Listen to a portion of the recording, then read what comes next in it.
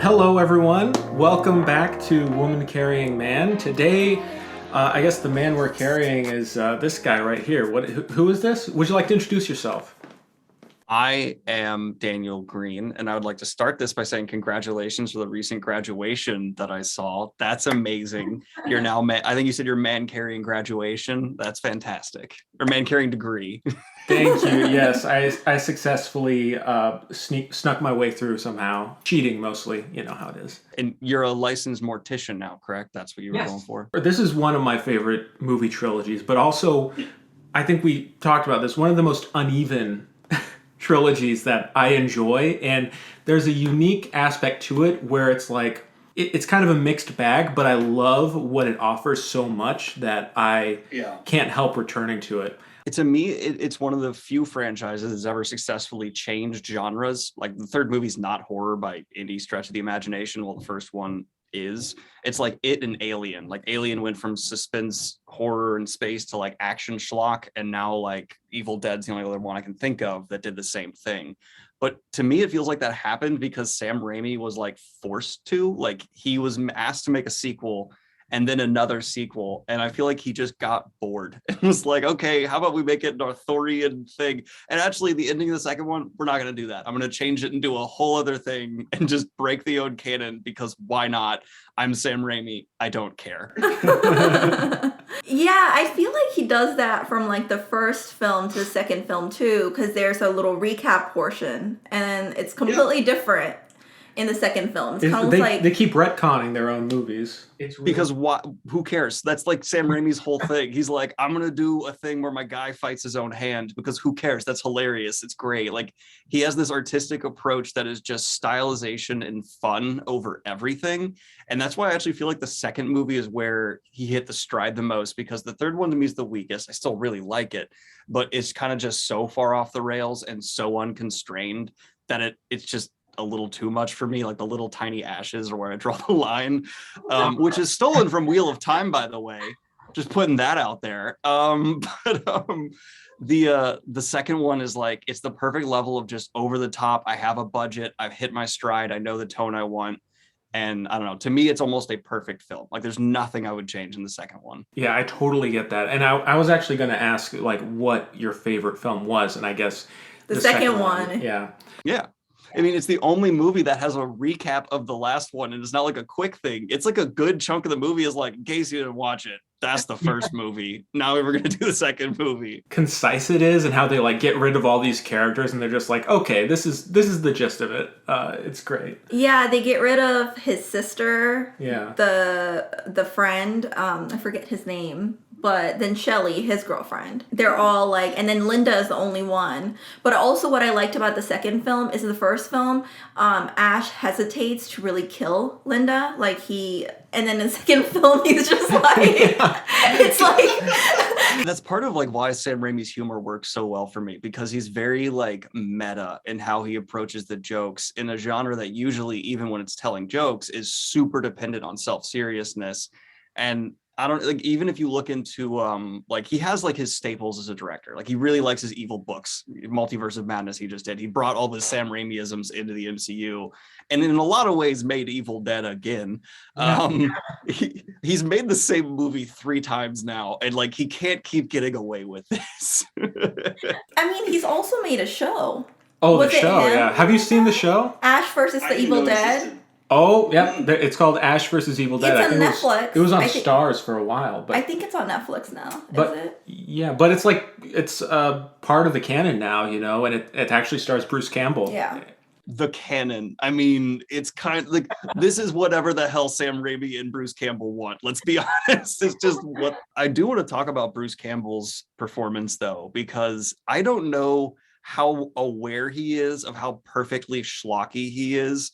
But if I ever need to show someone like a schlocky performance that is actually a great performance, especially Evil Dead 2 and 3, all hail the king, baby. Like it's so self-aware in how stupid it is, and I love that. I don't know, something about the Sam Raimi style where I think you see it in Spider-Man as well, where it's campy and goofy, but it also isn't like looking down on the genre. Like it's still having fun and very sincere. You know, like in the second movie, it's still scary. Like there's still scary scenes. It takes itself kind of serious in that way. I disagree in one way where there is nothing in the third film that scares me. I'm sorry. No, It's not the just third so- movie. The third movie, Okay. not at all. Yeah. I wish I could say the same. I'm such a chicken. Like there were still parts that I couldn't watch. Like anything that's like a jump scare, I close my eyes and I can't talk about it because I can't help but close my eyes. Well, going right off that is my one big criticism for the first film. There's a sound effect in that scene with the vines that I don't know how much into that you want to get, that I find to be a little much and a little inappropriate and breaks the tone for me, because even the first movie has a tongue-in-cheek nature, but they insert one element where I'm like, nope, that's too far. Don't do that. Yeah. I think a lot of people, I mean, even Sam Raimi agrees that the vine scene, the tree scene, that went too far. And I think That was from him being young and edgy. yeah. And I think like the point was, you know, they're trying to like, it's like the first big moment in the movie where it's like, this is extreme, like they're in a lot of danger. And I just, yeah, it definitely went too far. Well, have both of you seen the remake that happened? No. We haven't, no, we I haven't seen the no. remake. Yeah. I'm 99% sure Sam Raimi didn't direct it because I watched it, and it's like if you try here's the thing, I hate it more than maybe any other remake ever because it is a good horror movie, but it's Evil Dead minus all of the Sam Raimi style. And I'm like, why are you doing this? Like, that's taking away what made that movie special. And so instead, it just feels like the most generic version you could do of Evil Dead. I mean, it tries to recreate some of the imagery, but you really need someone as buck wild as Sam Raimi to pull that off. And so it's just like a diet version that in its own right is fine. But, you know, if you look at Evil Dead 3 and compare it to the remake, what you essentially have is like a flavorful, maybe over the top, delicious meal versus like a TGI Fridays steak. It's just okay, way to disappoint everyone here. This might sound a little strange. As much as I love the second one, I waver between picking the first and the second as my favorite because I feel like there's something genuinely scary still about the first movie. I think there's something so like low budget and weird and kind of off. Like it's not made like a movie should be made, and that's what kind of makes it feel really unsettling. When I actually watched the second movie for the first time, I was like, oh, it's missing some of that edge. I didn't feel that way. I disagree with that. Well, I mean, yes, I agree with like that there is something genuinely scary about the first film. I guess like I can appreciate it, the fact that it was made with such low budget. I heard that there wasn't even a basement. They were like digging hole in the house and just so I have respect for it in that sense, but I thought the second film does a really good job of like, okay, so the first time I watched it, I actually got scared. The second time I watched it, I didn't get scared at all. I thought it was really goofy, a lot more goofy. And it's because I think because it's a sequel, I thought it was going to be as scary as the first one, so I was really thrown off by how goofy it was. I largely agree with your point. I think that's partially due with that almost like step back element to the filmmaking, where it's because it's even on a narrative level, like starting with a recap and like being tongue in cheek, no matter how good it delivers the scares after that, you kind of have been undercut a bit. Whereas the first one has that, you know, I mean, the actors went through hell, like they really were on the edge of their like ability as performers. So it has that visceral nature, which does come through the camera, where I think you hit something perfectly there. The second one, well, I think it's a better movie. It just like in that inherent conceptual value can't be as scary almost. There was a scene in a second film. I don't know if you remember, but like there's blood. It's obviously very bloody, but then there's a scene where they give like green blood instead. And then Jake was like, oh, I think it's because they wanted to, like, it's because of the ratings. But then right after, it's all bloody again with red. And I'm like, what the hell was the point of that? Do you feel like it was because the director was just trying to be goofy? Like, what was the point of the green blood? I genuinely don't know. There might be, if you pay close attention, some reason within the movie about deadites or something or other. But for me, there is also just a lot of weird censorship around that time for horror. And it could have been like, okay, a certain amount of blood is fine, but having 2 over the top blood scenes, no. I know Sam Raimi really struggled with the MPAA. Is that, yeah, that's the people, right? So yeah. I would imagine it was I'm total conjecture. Imagine it's some attempt to try and like avoid getting it's what's higher than R? Is it MA? NC-17. I think at the time it was just called X, and I think it's now NC-17. Sorry, weird side thing. If it's called X, then Jason X should have been rated X. Why didn't they rate it? Well, so I was just going to say, I think a lot of the censorship issues with the second one was because, well, like, they had more money, so they had to, like, they wanted to make it an R rating. They still slapped it with the X because they just hated Sam Raimi. I think the MPAA really did, because the first movie was, like, really controversial. Like, there were legal troubles, like in Germany, I think. There was, like, some kind of legal issue going on. And then the third movie is, like, a studio affair, like it's Universal pretty much. It's really bizarre, but yeah, you can kind of see the little things they're trying to do to avoid censorship. But that's like what I love about The Evil Dead. You spoke about sounds earlier, and the first film, I know we're talking about the gruesome scene sounds, but also there's sounds of like chains and like there's different sounds that I took notice to, and they should be sounding different, but they all sound the same.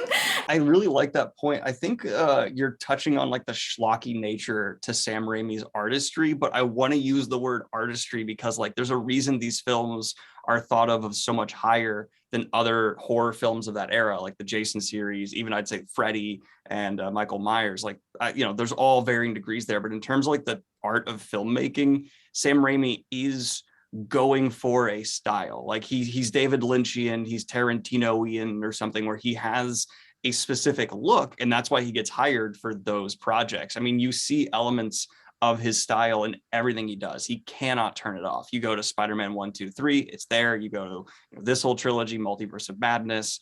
If he touches something, he's like he is like he's covered in that deadite goo. It always gets left.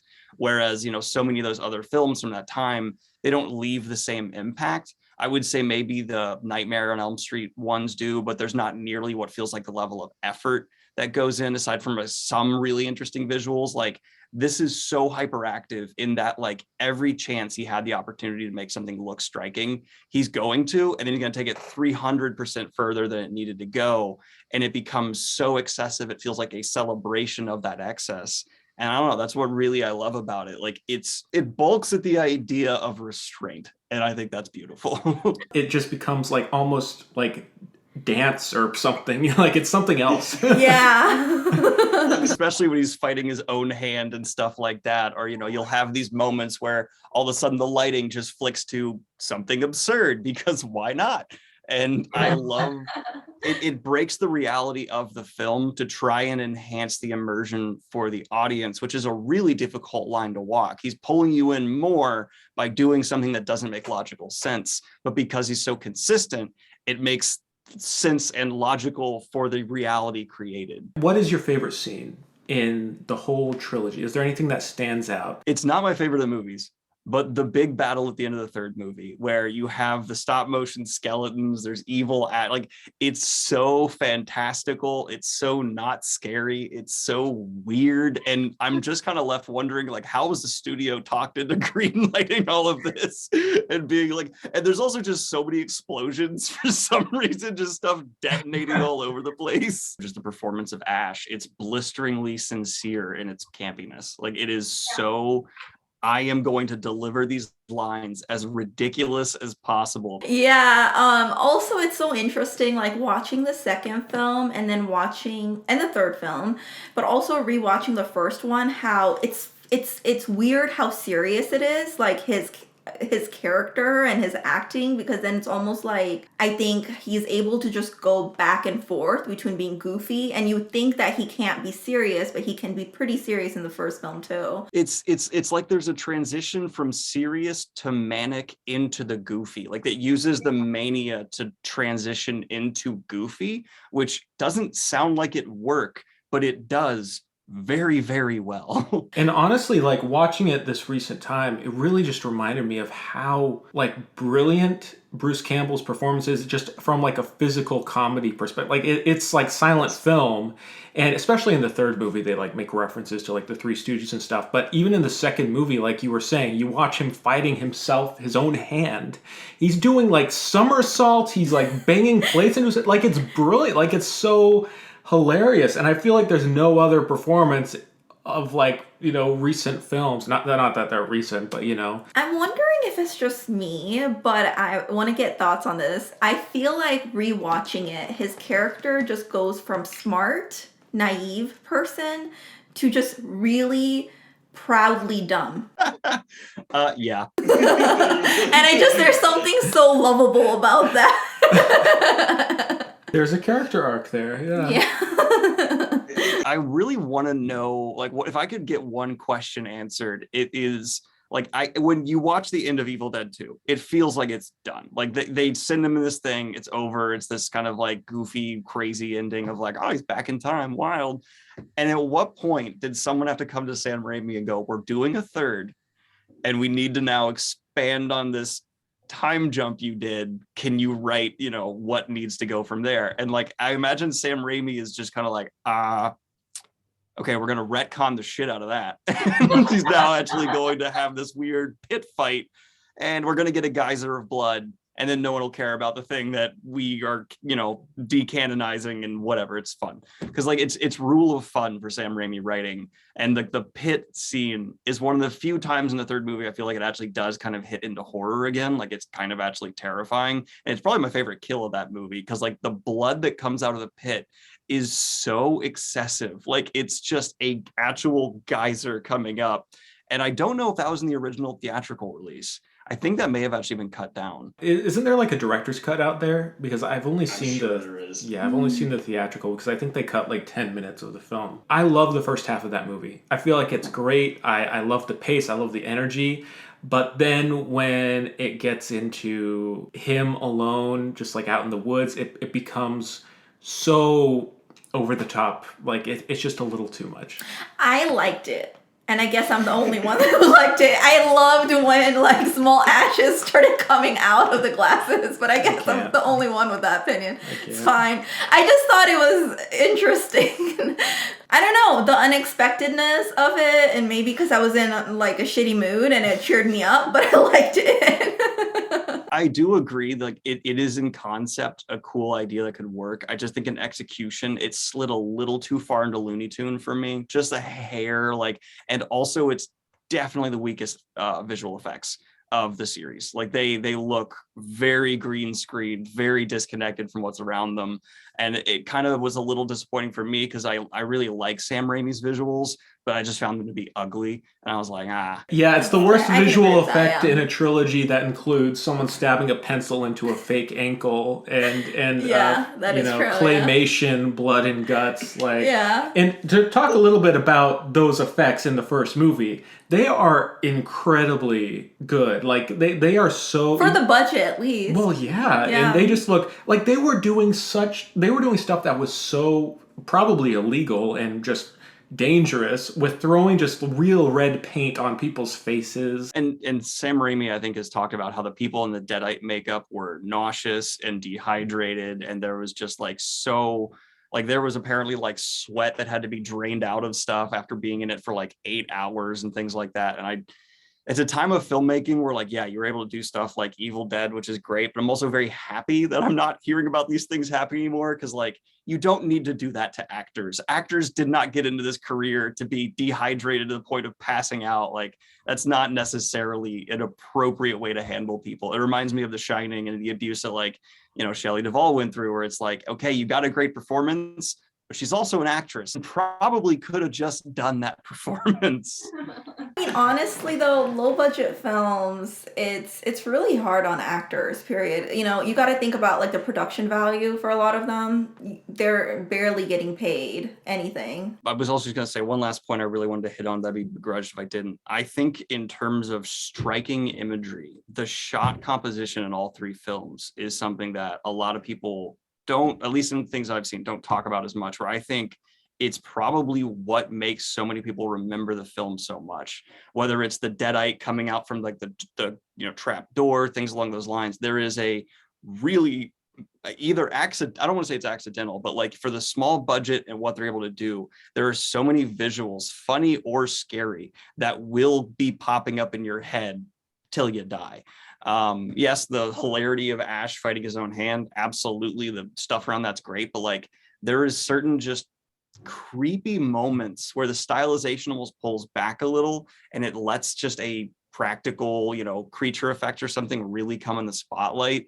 And I want to know who did the creature designs and makeup, because masterful work. All of them look grotesque. The camera moving through the woods and breaking down doors, like that scene in the second movie where Bruce Campbell's being chased. I think that's the scariest scene in the movie, and we're just chasing him around, because the sound effects are so incredible. And listening to it recently, like, there's so much silence and noise that it's hard to fall asleep or like get bored while you're watching, because it's so obnoxious almost. Just the noise is so off-putting. It's funny to me that this is in the same genre technically as like Vavitch by Robert Edgar. It's like those are both horror movies and they're on like the complete opposite. You have this gray, bleak, story about femininity called Vavitch. Then you have Ash over here, lighting, looking at the camera going, "Ah!" And these are horror movies. If you had to only pick one movie, the movie that you don't pick was just going to die forever, you would pick still number two. Well, two gives you one, so you get two for the price of one. So I would a little bit of three, and a little bit of three at the end with time travel. Yeah, I'd probably say the same thing. It's got everything. It's got what's great about the first one and what's great about the third one. It's really just it's an amazing movie.